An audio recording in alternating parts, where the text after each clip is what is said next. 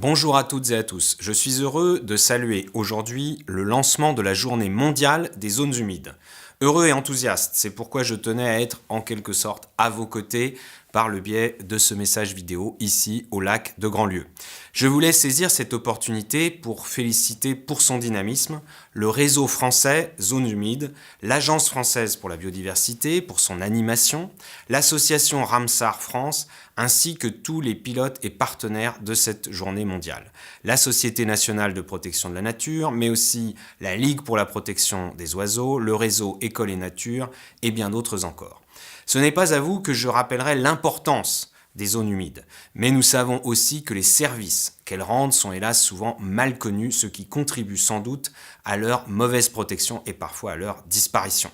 Alors aujourd'hui, je suis particulièrement heureux que cette journée mette à l'honneur cet écosystème, mais aussi les efforts d'un territoire.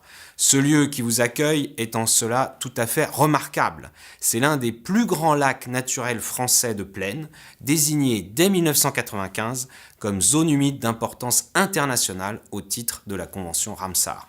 Sa protection est justement le fruit d'une collaboration entre différents acteurs que je tiens à saluer. La Société nationale de protection de la nature, mais aussi la Fédération des chasseurs de Loire-Atlantique, le Conservatoire du littoral, le département de Loire-Atlantique, la Maison du lac et les communes riveraines. Sa gestion illustre la nécessité de collaborer localement, mais aussi au niveau départemental ou régional. Outre le réseau régional des sites Ramsar, je pense à l'ambitieuse stratégie régionale pour la biodiversité. La région affronte des difficultés en matière de qualité de l'eau. Comme beaucoup d'autres régions, elle connaît aussi des déficits hydriques, des stress hydriques. L'urgence climatique nous impose désormais de dépasser les intérêts particuliers et les vieilles habitudes. Dans ce cadre, il convient de saluer les efforts collectifs, mais aussi la contribution des services et opérateurs de l'État, notamment les agences de l'eau, pour améliorer la situation des masses d'eau via l'élaboration d'une stratégie régionale de reconquête de leur bon état sur la période 2019-2021. Cependant, malgré les efforts de tous ces acteurs, la situation des milieux humides reste alarmante, alors même que nous savons combien ces milieux nous sont indispensables, aussi bien pour affronter les risques d'inondation que pour défendre notre biodiversité, pour atténuer le changement climatique comme aussi pour nous y adapter. Ainsi, le gouvernement a décidé de faire de ces terres d'eau des terres d'avenir. Cette expression, nous la devons aux parlementaires Frédéric Tufnel et Jérôme Bignon.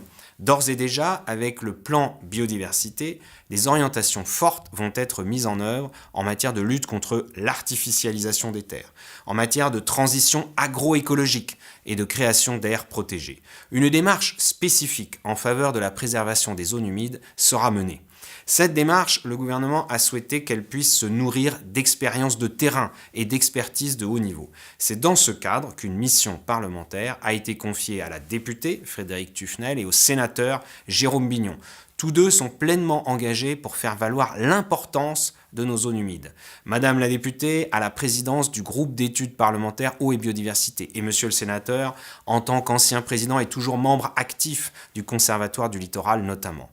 Leur rapport vient de paraître et ils y formulent d'ambitieuses préconisations, fruit d'un état des lieux précis et de nombreuses rencontres. Je tiens à saluer la grande qualité de leurs travaux qui ont bénéficié d'ailleurs de l'appui du ministère de la Transition écologique et solidaire par le biais du Conseil général de l'environnement et du développement durable.